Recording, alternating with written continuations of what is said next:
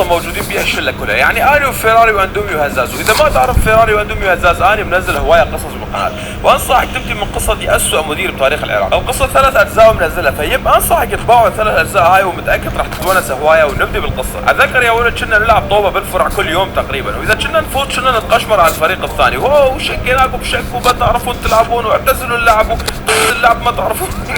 واذا كنا خسرانين يا ولد والمباراه راح تنتهي، كنا نخلي هزاز يمثل على اساس ضربوه برجله، وهزاز كان يوقع نفسه ويهز هز. فكنا نتعارك وياهم ونجدهم جلد وماكو رحمه، المهم ما يفوزون هيل نو. فبيوم من الايام قاعدين نلعب طوبه اني وفيراري واندومي وهزاز، والفريق اللي قدامنا كان متقدم علينا ب10 اهداف. يعني شقونا الشق يا ولد. فاني بوعد على فيراري وهزاز وقلت لهم يب ابدوا الخطه البديله. فهزاز ركض ورا الطوبه ووقع نفسه وصار يهز هز.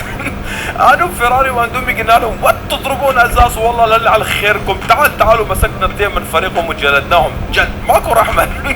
الزبده يا ولد الاثنين بعد ما جلدناهم جلد قعدوا وقالوا اذا بيكم خير خليكم هنا وهسه راجعين. وراحوا واني وفيراري واندومي هزاز قلنا جي براذرز شقيناهم شق، ورحنا لراس الفرع قعدنا بمكاننا اللي نقعد بيه كل يوم، وصرنا نحكي عليهم وشلون جلدناهم. يعني فيراري كان يقول لك هو ما شفته لزمته وضربته بمربع من سرعه المربع ما شافني. هزاز كان يقول لزمته وضربته بالنعال انت ما شفته ورا و10 دقائق بس يا ولد. اجوا الاثنين هذول وجايبين 17 واحد وقاعد وصلوا لو الاثنين هذول قالوا هذول ضربونا وهذا ضربني بالنعال، واشر عليه وعلى فيراري وقال كله من هذول الاثنين. وشت يا ولد. قبل ما اقول ايش صار يا ولد، اكو بيت بالمنطقه كلنا كنا نخاف منه حرفيا، وكنا نسمي البيت هذا بيت عبد الجبار، لان صاحب البيت واحد حبيبي والله يخوف كلش، يعني يخوف لاخر درجه. فمره كنا نلعب بالفرع وفيراري ضرب الطوبه والطوبه طارت ودخلت البيت عبد الجبار، وعبد الجبار فتح الباب وبيد الطوبه وباوع علينا قال الطوبه مالتكم، قلنا له يا عم الطوبه مالتنا. فقال الهزاز تعال خذها ابني، وهزاز راح عنده ودم يا ولد. مسك هزاز وضربه 16 ضربه. والطوبة اخذ اليوم هذا ما شفناه ابدا هيل نو. بس زبده يا ولد من الاثنين هذول راحوا وجابوا 17 واحد، ال 17 واحد هذول حصرونا عند الحيط، واحسروا الحيط هذا مال من؟ يب الحيط كان مال عبد الجبار، واربعتنا عند الحيط، وال 17 واحد هذول حاصرين عند الحيط، وشويه بس راح يجلدونا الجلد. فانا بوعد على فيراري وقلت له كله صوت يقول ليش ضربتهم بالنعل، وبوعد ورا يقول جي براذرز اهرب. شيدت من الحيط ودخلت بيت عبد الجبار.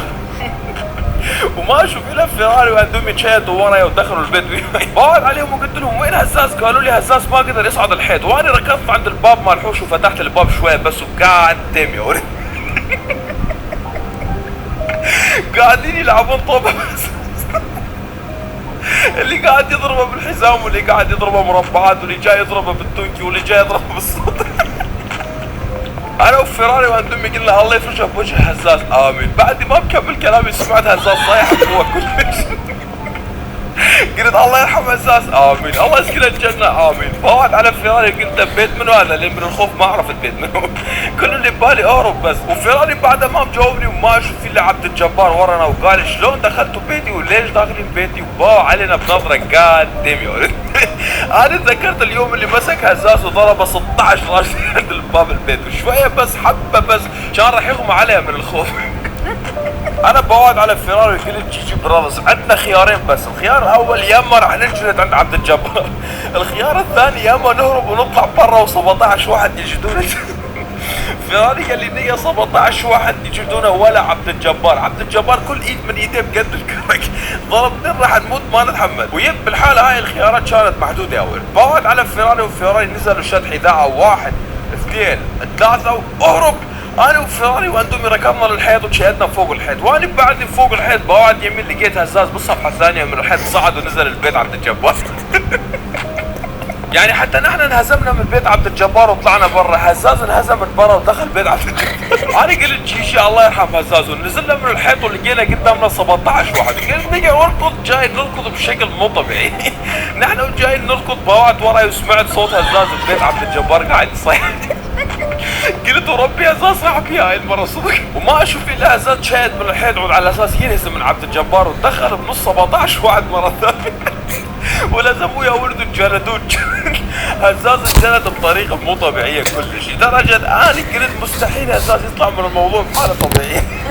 وصلنا لراس الفرع وهناك يا ولد لعبنا اللعبة الأمريكية واللي هي كل واحد يشوف حياته. أنا انهزمت من فرع وفيراري انهزم من فرع وعندهم انهزم من فرع، كل واحد منا انهزم من فرع. ويب من اليوم ذاك بطلنا نلعب طوبة. ومرة ثانية يعني سمعت إشاعة أن عبد الجبار ضرب هزاز 72 رشتي قبل ما ينهزم من البيت. بس ما أدري إذا صح أو لا، الله يكون بعون هزاز بكل الأحوال. أوكي وبس. وقبل ما نبدأ رابط الدعم